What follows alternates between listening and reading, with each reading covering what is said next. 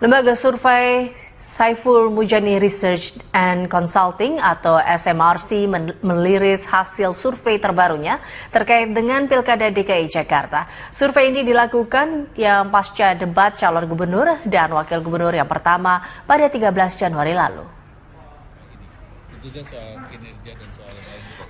Dalam hasil rilis survei ini, elektabilitas calon dari petahana Basuki Cahayapurnama masih dalam posisi pertama sebesar 34,8% yang diikuti oleh pasangan Anies Baswedan, Sandiaga Uno, dan Agus Harimurti dan Silviana Murni sebesar 26,4 dan 22,5%. Sementara mengenai tren pilihan kepada pasangan calon gubernur dan wakil gubernur, Saiful Mujani mencatat hasil yang serupa. Dalam jangka waktu sejak Oktober 2016 hingga Januari 2017, pasangan Ahok Jarot terus mengalami kenaikan sebanyak 6%, walaupun sempat terjadi penurunan pada Desember 2016. Kenaikan juga diperoleh oleh pasangan Anies Sandi sebanyak 2%. Sementara penurunan yang signifikan dialami oleh pasangan Agus Silvi yang turun sebanyak 8,3%.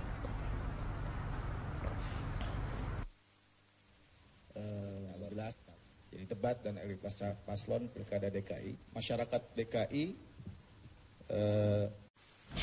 Elektabilitas pasangan petahana Gubernur DKI Jakarta Basuki Cahayapurnama alias Ahok dan Jarot Saiful Hidayat kembali melesat tinggi dalam survei terbaru Saiful Mujani Research and Consulting SMRC. Ya, kenaikan elektabilitas Ahok hasil survei ini tidak jauh berbeda dengan survei yang dirilis oleh Indikator Politik dan Populi Center yang menempatkan Ahok Jarot di posisi teratas. Dukungan warga kepada Ahok Jarot mencapai 34,8%. Sementara Anies Baswedan Sandiaga Uno menyusul di tempat kedua dengan elektabilitas 26,4%. Di posisi terakhir kembali diduduki oleh pasangan nomor urut 1 Agus Harimurti Yudhoyono, Silviana Murni dengan 22,5%. Sementara jumlah swing voter sebanyak 16,4%. Menurut peneliti SMRC Denny Irvani, alasan 48% warga yang memilih Ahok Jarot karena kinerja pasangan cagup nomor urut 2 dinilai sudah terbukti. Dalam survei ini, jumlah sampel sebanyak 800 orang dipilih dengan metode Stratified Multistage Random Sampling. Jumlah responden yang dapat diwawancari secara valid 641 orang dengan margin of error sebesar plus minus 3,9% dan tingkat kepercayaan 95%.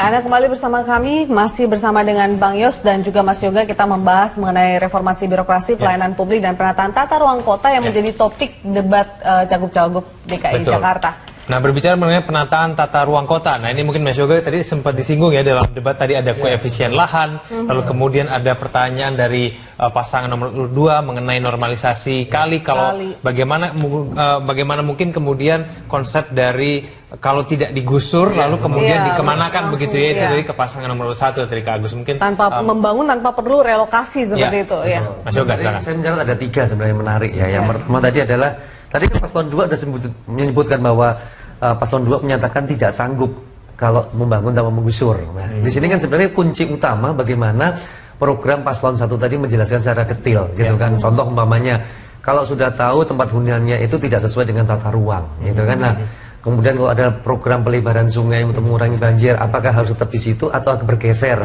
Nah, ini juga kalau ini didetailkan akan keluar gagasan-gagasan inovatif. Contohnya mungkin tidak harus rusun di jauh, tapi rusun dekat dalam bentuk kampung susun umpamanya. Ini hal yang menarik sebenarnya. Nah, di paslon 3 tadi juga sudah disinggung soal pelibatan masyarakat tadi.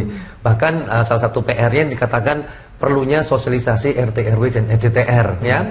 Di situ disebutkan mereka akan melibatkan mulai dari para pakarnya, kemudian komunitas masyarakatnya untuk mensosialisasikan tentang RT RW dan RDTR karena satu PR kita adalah masyarakat kita belum melek tata ruang. Sehingga banyak masyarakat yang tidak tahu bahwa mereka tinggal di hunian yang sebenarnya dalam peruntukan tata ruang tidak sesuai. Ini juga sebenarnya jadi catatan ya. Kemudian ketiga yang menurut saya juga menjadi PR bersama nanti adalah bentuk teknis dari pelibatan masyarakat ya. Tadi dikatakan bahwa semua sepakat untuk melibatkan masyarakat, atau ada yang mengatakan pemberdayaan masyarakat, ada yang menyebutkan keadilan sosial di antara tiga paslon tadi. Nah, yang kita butuhkan adalah bagaimana dalam 5 tahun ke depan pembangunan tata ruang kotanya, gitu ya, tanpa, kalau tadi tanpa menggusur, apa yang harus dilakukan, gitu kan? Kemudian yang kedua, kalau harus melakukan normalisasi, bagaimana cara bentuk normalisasi yang bijak tentunya. Terus yang ketiga adalah bagaimana nanti kita berharap, ini terkait dengan banjir sebenarnya juga.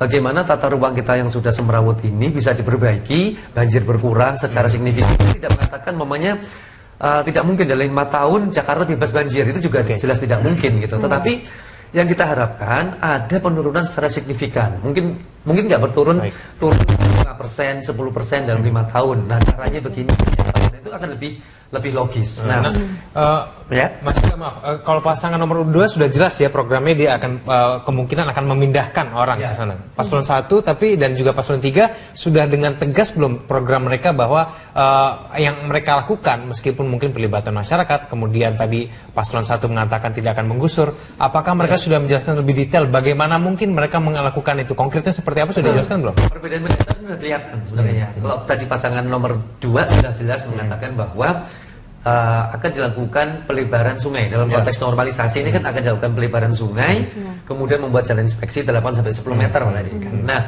1 dan 3? Kalau 1 dan 3 itu kan mengatakan bahwa tidak akan memindahkan gitu ya, tetapi akan melakukan pembangunan yang dekat sungai. Nah, ini perlu dicatat, yang dekat-dekat sungai tadi itu aturannya harus jelas dulu, ya itu kan? yang kemudian dibantah oleh pasangan nomor urut 2 juga ya. Betul. Karena kalau dekat-dekat sungai ini, apakah umpamanya mundur sekian, kalau tadi harus mundur 20 meter, harus mundur 10 meter sehingga ada lahan sisa. Nah, ini yang menurut saya perlu didetailkan gitu kan.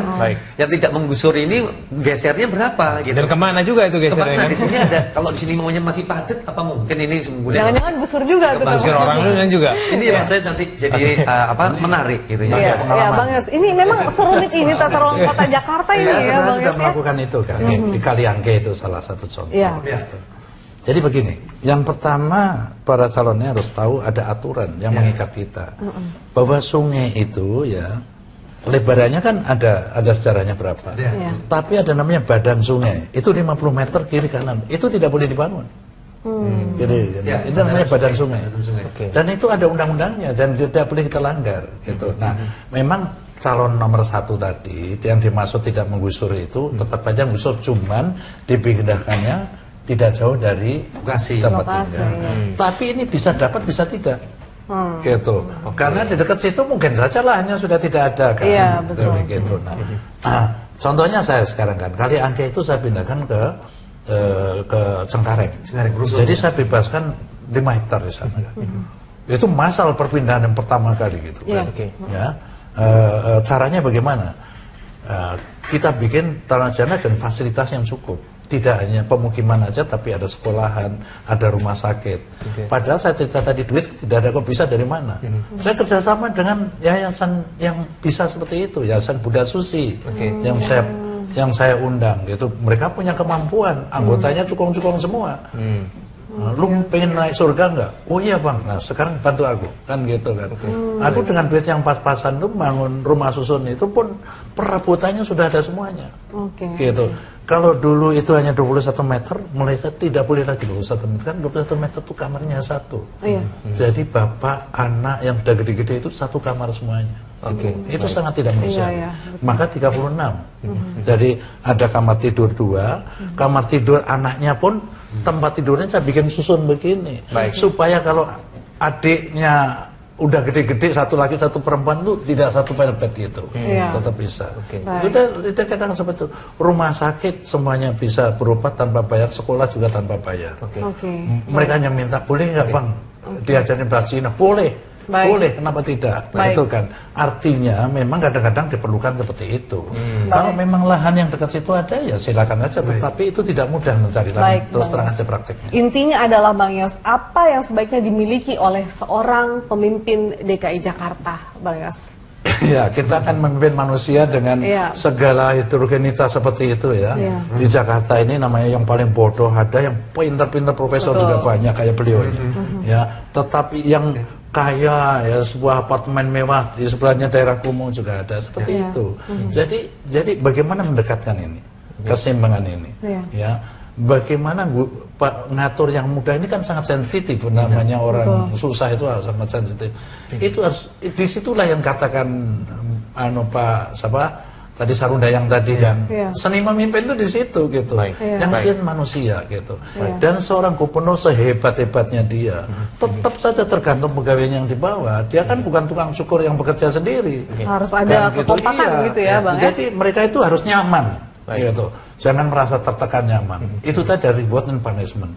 Orang hanya dipuji aja sudah senang sekali itu, zaman itu. Karena dihargai kan prestasinya kan. Tetapi kita di sisi lain, namanya pemimpin itu juga harus hakim. Artinya kalau ada orang salah harus dihukum, dia nggak ada alasan apapun. Baik, jadi reward and punishment itu harus diterapkan. Baik, waktu kita terbatas, saya tanyakan terakhir kepada Mas Yoga. Mas Yoga, mungkin apakah ada tema-tema dan mungkin isu-isu tertentu yang paling tidak dalam debat berikutnya ini harus dibahas? Ini juga urgent, karena kan sudah paling tidak menyinggung sedikit-sedikit ya, macet banjir kan sudah dibahas paling tidak debat ini dan debat kemarin. Ada tidak pesan? Ya, yang paling utama ya, yang menurut saya ada 3 yang harus perlu dibahas ke depan ya. Yang paling mungkin sebenarnya dalam 5 tahun ini program konkret apa yang harus dilakukan ya. 5 tahun ini kan pendek sebenarnya, nggak lama juga, tetapi langsung sesuai dengan kebutuhan masyarakat. Kalau memang dia butuh huniannya di mana, jangan di pinggir tapi di tengah mungkin tidak gitu kan. Kemudian krisis air bersihnya bisa nggak dikurangi umpamanya tadi kan. Nah ini juga hal-hal konkret seperti itu kan, masyarakat sebenarnya butuhnya enak kan, kemana-mana dimudahkan, ekonominya juga semakin sejahtera kan, lebih ke sana sebenarnya. Itu yang menurut saya harus lebih fokusnya ke situ. Kemudian yang kedua, saya berharap mulai menyinggung soal peranan megapolitan tadi, dengan Bodetabek kunjurnya. Ini kita tidak bisa serta-merta memutuskan semua persoalan hanya di Jakarta, tapi bagaimana gubernur nanti mempunyai semacam komitmen untuk mengajak Bodetabek kunjur untuk menyelesaikan masalah bersama-sama. Gitu. Ya, mungkin sendirian begitu nanti ya. Iya, betul. Baik. Karena memang Jakarta ini mungkin memang agak berbeda ya kan, dengan beberapa wilayah lainnya dengan luas yang lebih besar. Kemudian juga aktivitas ekonomi lebih banyak di Jakarta begitu ya. Oleh sebab itu menjadi seorang kepala daerah DKI Jakarta ini memang membutuhkan skill seni khusus, mungkin seperti yang Bang Yos lakukan beberapa tahun lalu dan semoga akan dilanjutkan oleh gubernur selanjutnya. Itu namanya makanya dibilang pilgub rasa pilpres ya guys. Iya betul, karena saking semua orang serunya ada keterlibatan kepentingan di situ ya, apalagi kota DKI Jakarta. Baik, terima kasih Bang Yos telah hadir sama kami dan juga Mas Yoga, terima kasih banyak. Selamat malam. Pemirsa, debat kandidat Cagup-Cagup DKI Jakarta dapat disaksikan besok hari Sabtu pukul 14 waktu Indonesia Barat. Ya, sampai di sini kebersamaan kita dalam Special Report Jakarta Memilih. Anda bisa mengakses informasi terkini di website kami di berita1.com atau mengirimkan informasi dan saran email kami di news@berita1.tv atau follow kami via Twitter, Facebook, dan YouTube. Ya, sesaat lagi rangkaian informasi aktual sepanjang hari akan kami hadirkan dalam Jurnal Malam. Saya Veronica Moniaga dan rekan saya Kevin Negan undur diri. Terima kasih atas perhatian Anda. Sampai jumpa.